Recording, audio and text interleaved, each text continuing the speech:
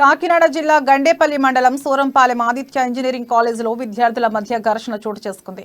Second year final year engineering విద్యార్థులు పరస్పరం దాడులు చేసుకున్నారు. ఈ ఘటనలో 4 స్టూడెంట్స్ తీవ్రంగా గాయపడ్డారు. క్షతగాత్రులను కాకినాడ జీజీహెచ్కి తరలించారు.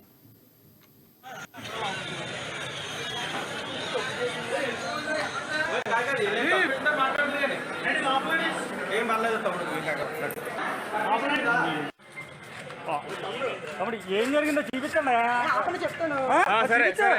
లైట్ వెలుగు ఉంటుందిలే.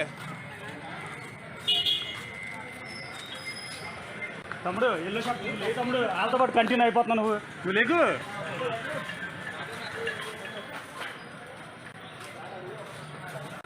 ఆ టీషర్ట్ పైకి తమ్ముడు.